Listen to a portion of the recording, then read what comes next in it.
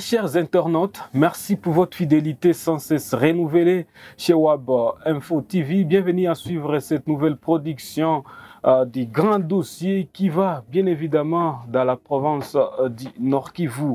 Les éléments du M23 AFC se sont emparés du chef-lieu du territoire de Walikale ce 19 mars 2025 après des raids combats qui les ont opposés aux forces armées de la République démocratique du Congo appuyées par les Wazalendo. Les professeurs Dr Dadi Saleh, lui qui enseigne à l'université, un chercheur et analyste politique, lui pense que certainement le gouvernement congolais est en train de faire tout pour récupérer tous les territoires, tous les espaces qui sont occupés par le M23. Suivez.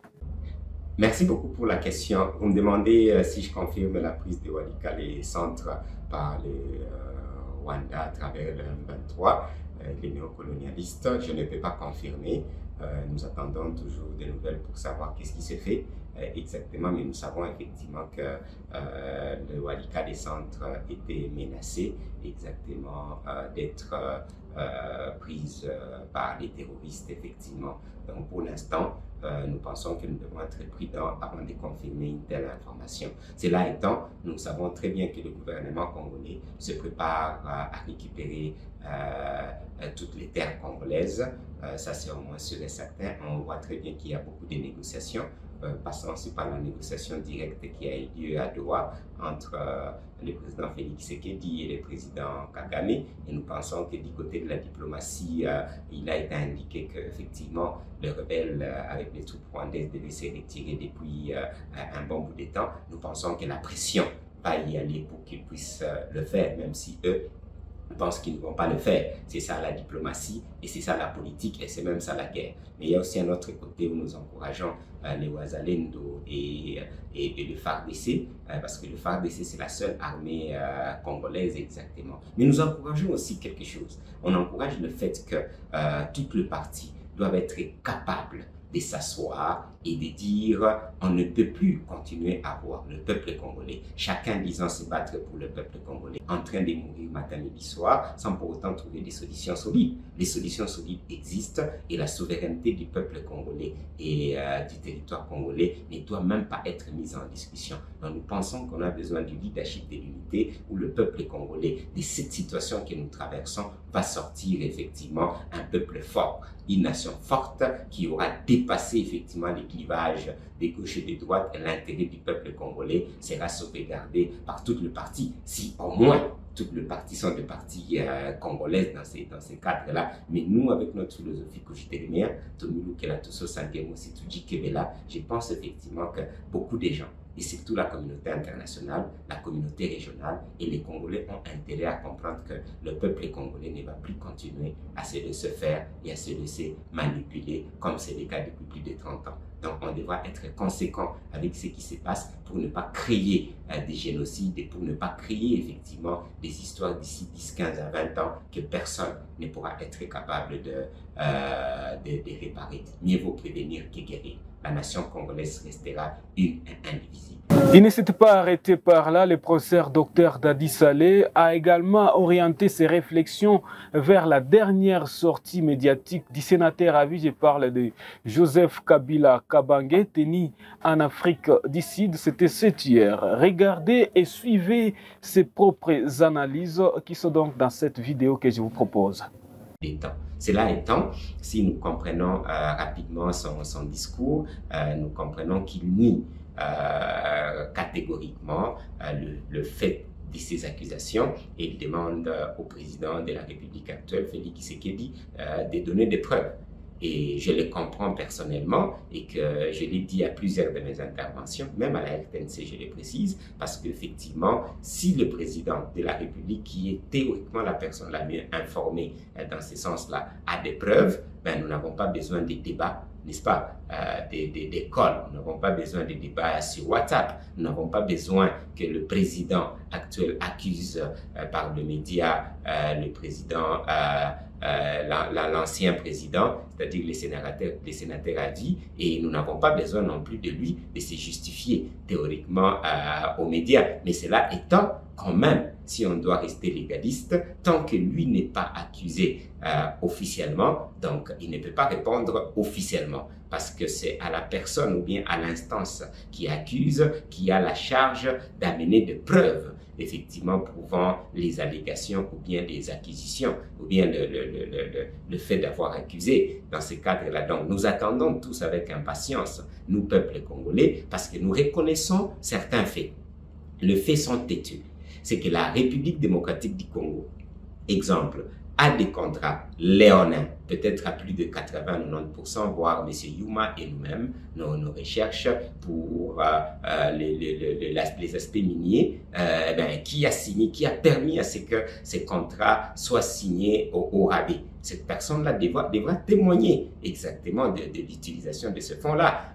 Nous voyons par exemple avec l'IGF le fait que pour les contrats avec les Chinois, il y ait eu encore une fois révisitation de ces contrats où il fallait ajouter 7 milliards de dollars. Qu'est-ce qui se passait qui a permis que nous puissions signer de tels contrats au rabais? Il y a par exemple des accusations indirectes où la République démocratique du Congo reste un pays insécurisé. Il faut noter que même avant le président Félix Tshisekedi, on n'avait pas moins de 100 groupes armés. Et effectivement, le M23, entre guillemets, sous ce format, existait toujours à Kinshasa ou bien au Nord Kivu, ça existait toujours, donc ce n'était pas totalement démantelé dans ce cadre-là. Et plus de 100 groupes armés qui étaient toujours en République démocratique du Congo, et le président Félix Tshisekedi a hérité de tout cela. Donc, le niveau sécuritaire actuel, nous pensons effectivement que les deux présidents devaient nous expliquer qu'est-ce qui se passe. Les deux présidents sont tous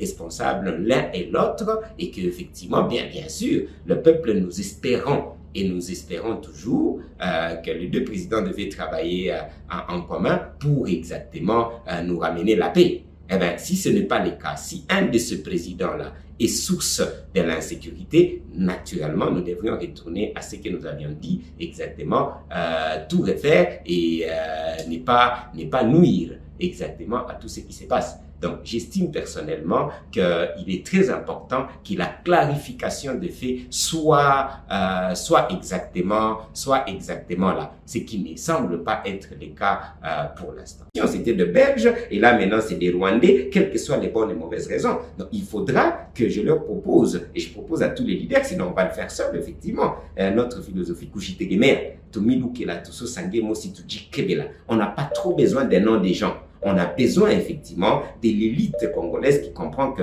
l'intérêt du peuple congolais est au-delà de leur propre intérêt. Parce qu'apparemment chacun essaie de se donner raison et le peuple continue à mourir à Goma, continue à périr à Kinshasa avec les colons et tout le reste. On continue à avoir une économie totalement extravertie où on ne contrôle presque rien. On n'a aucune banque congolaise, on n'a pas de grandes entreprises congolaises, nonobstant le fait que chacun veut se donner raison. Donc nous demandons une révolution politique, une révolution culturelle, une révolution économique, une révolution qui va permettre à ce que tous ces leaders puissent considérer qu'ils ont fait leur travail, mais il y a encore d'autres Congolais qui peuvent encore faire mieux, qui peuvent prendre ce qu'ils ont fait et qu'on puisse prendre mieux, on puisse faire mieux. Il ne faut pas qu'ils pensent que c'est eux seuls qui doivent rester là. Donc c'est ça qui m'écoeure un peu.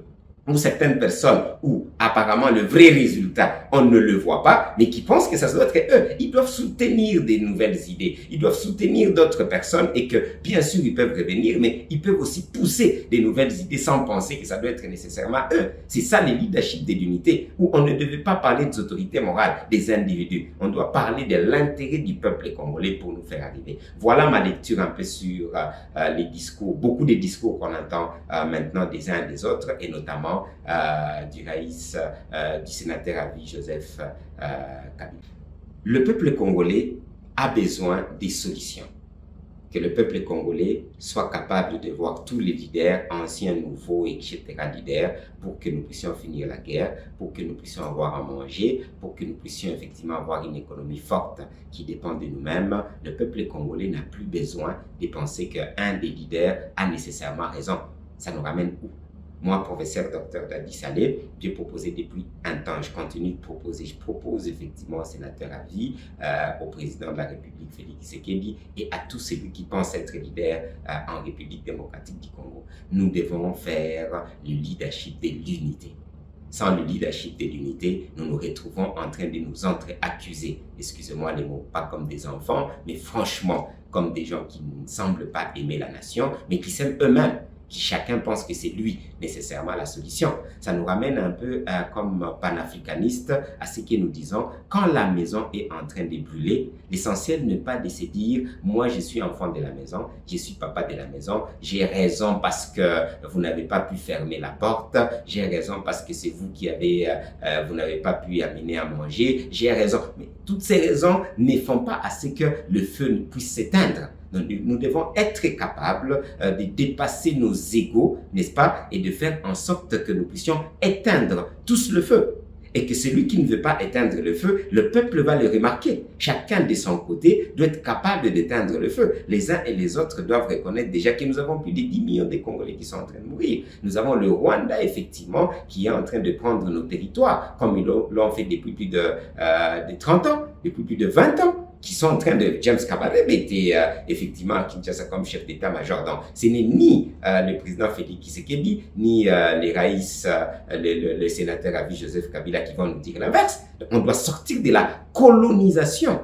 Nous restons dans la colonisation, c'était de Belges, et là maintenant c'est des Rwandais, quelles que soient les bonnes et mauvaises raisons. Donc, il faudra que je leur propose, et je propose à tous les leaders, oui, il est très important que les responsabilités par rapport effectivement au fait que la République démocratique du Congo a plus de 80% des gens qui vivent en deçà du seuil de pauvreté. Malgré tout ce que les gens nous racontent, la République démocratique du Congo a un taux de pénétration en termes d'électricité, en termes d'eau potable, en termes juste du minimum pour la vie du peuple congolais.